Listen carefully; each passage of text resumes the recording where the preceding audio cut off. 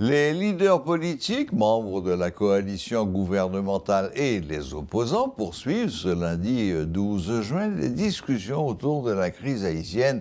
Le forum organisé par la CARICOM rassemble une trentaine d'acteurs politiques à Kingston, en Jamaïque. Lors de la première journée, le Premier ministre Ariel Henry et les dirigeants d'une vingtaine d'organisations avaient présenté leur point de vue sur la crise. Il faut souligner que les participants au forum sont arrivés à Kingston à bord du même avion et sont logés au même hôtel.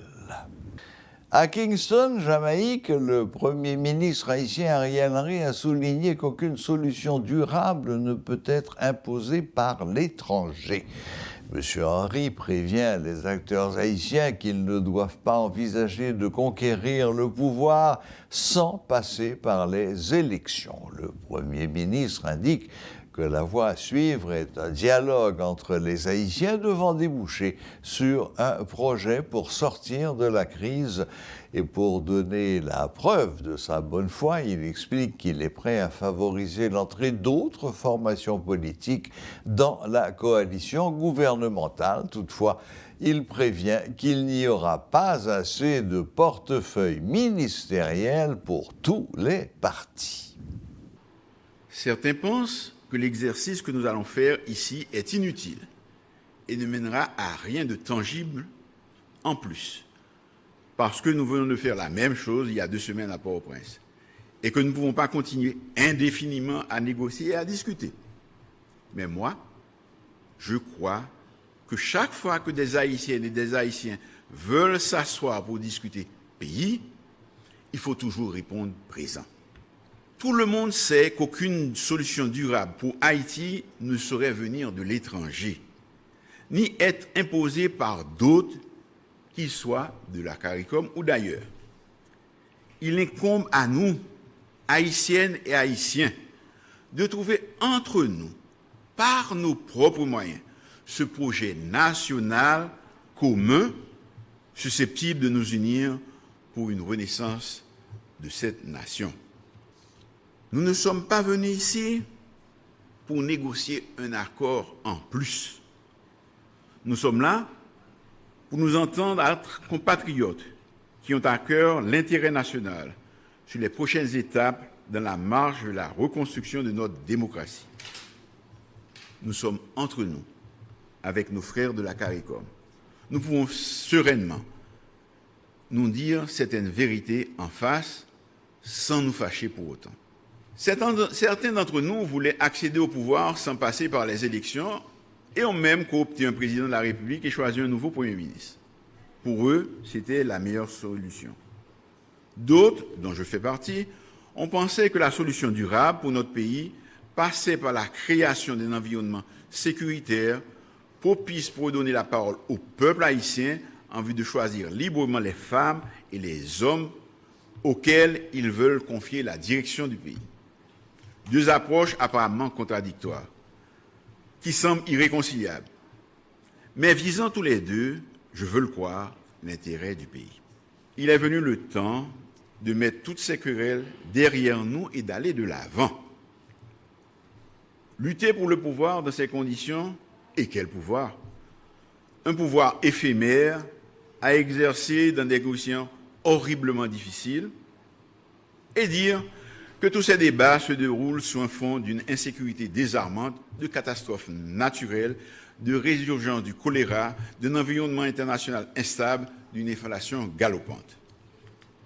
Le prix payé par les plus vulnérables, par les plus démunis, est trop élevé, beaucoup trop élevé.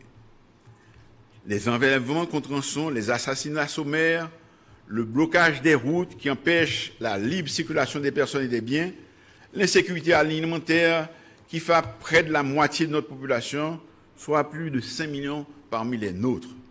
Cela fera bientôt 2 ans depuis que nous sommes dans cette transition. Il est plus que temps d'engager le processus qui doit nous conduire vers des élections libres, démocratiques et inclusives. Certains me prêtent à tort une volonté de perdurer au pouvoir.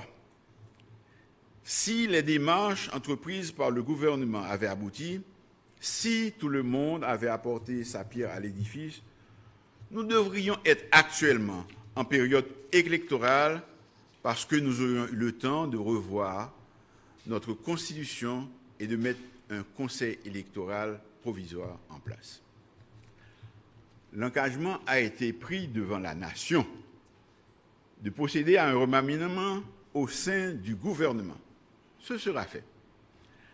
La promesse a été faite de procéder à des réformes au niveau de la haute administration publique.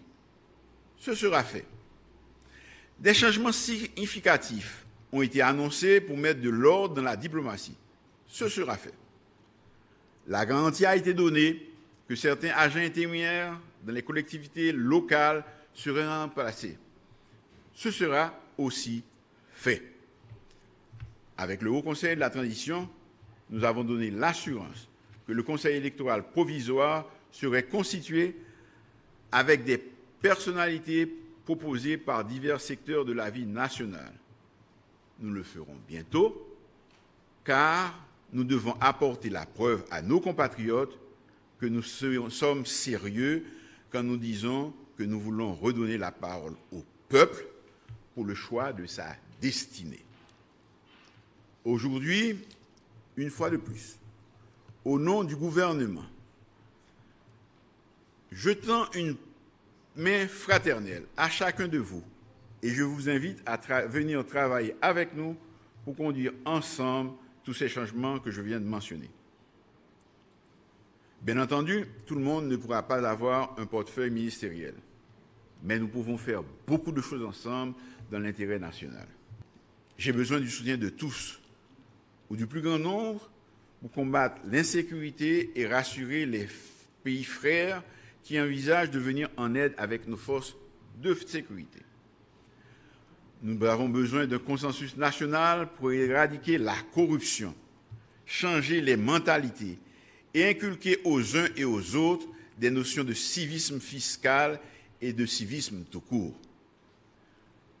Je demande à vous toutes et à vous tous, Haïtiens, que vous ayez adhéré ou non au consensus du 21 décembre, ou que vous n'ayez pas signé, ou que vous ayez signé aucun accord, je vous demande de mettre à profit ces journées de discussion pour travailler dans un esprit de collaboration, en toute bonne foi, avec une volonté d'aboutir.